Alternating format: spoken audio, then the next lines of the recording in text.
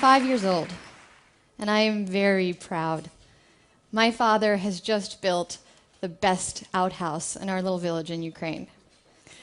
Inside, it's a smelly, gaping hole in the ground, but outside, it's pearly white formica, and it literally gleams in the sun.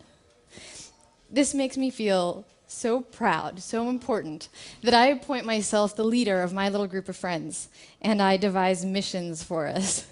So we prowl from house to house, looking for flies captured in spider webs, and we set them free.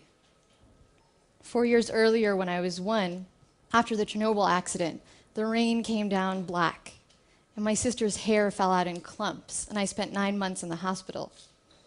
There were no visitors allowed, so my mother bribed a hospital worker, she acquired a nurse's uniform, and she snuck in every night to sit by my side. 5 years later, an unexpected silver lining. Thanks to Chernobyl, we get asylum in the US. I am 6 years old, and I don't cry when we leave home and we come to America because I expect it to be a place filled with rare and wonderful things like bananas and chocolate and bazooka bubblegum. Bazooka bubblegum with the little cartoon wrappers inside. Bazooka that we'd get once a year in Ukraine, and we'd have to chew one piece for an entire week. So the first day we get to New York, my grandmother and I find a penny in the floor of the homeless shelter that my family's staying in. Only we don't know that it's a homeless shelter. We think that it's a hotel with lots of rats. So we find this penny kind of fossilized in the floor, and we think that a very wealthy man must have left it there because regular people don't just lose money. And I hold this penny in the palm of my hand, and it's sticky and rusty, but it feels like I'm holding a fortune. I decide that I'm going to get my very own piece of bazooka bubblegum. And in that moment, I feel like a millionaire. About a year later, I get to feel that way again when we find a bag full of stuffed animals in the trash, and suddenly I have more toys than I've ever had in my whole life. And again, I get that feeling when we get a knock on the door of our apartment in Brooklyn, and my sister and I find a delivery man with a box of pizza that we didn't order. So we take the pizza, our very first pizza, and we devour slice after slice as the delivery man stands there and stares at us from the doorway. And he tells us to pay, but we don't speak English.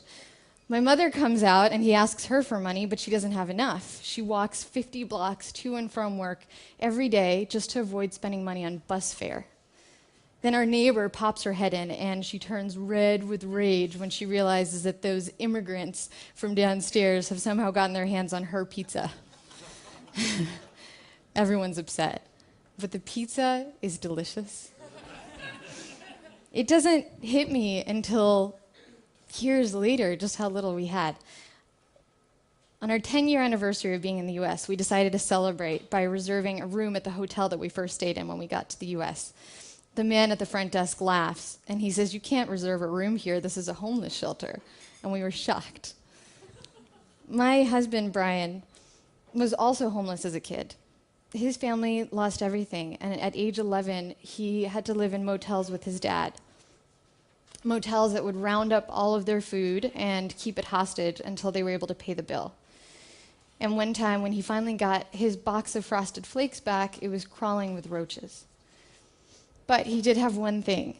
He had this shoebox that he carried with him everywhere, containing 9 comic books, 2 G.I. Joes painted to look like Spider-Man, and 5 GoBots, and this was his treasure. This was his own assembly of heroes that kept him from drugs and gangs and from giving up on his dreams. I want to tell you about one more formerly homeless member of our family. This is Scarlett. Once upon a time, Scarlett was used as bait in dog fights. She was tied up and thrown into the ring for other dogs to attack so they'd get more aggressive before the fight. And now, these days, she eats organic food and she sleeps on an orthopedic bed with her name on it. But when we pour water for her in her bowl, she still looks up and she wags her tail in gratitude. Sometimes Brian and I walk through the park with Scarlett, and she rolls through the grass, and we just look at her, and we look at each other, and we feel gratitude. We forget about all of our new middle class frustrations and disappointments, and we feel like millionaires. Thank you.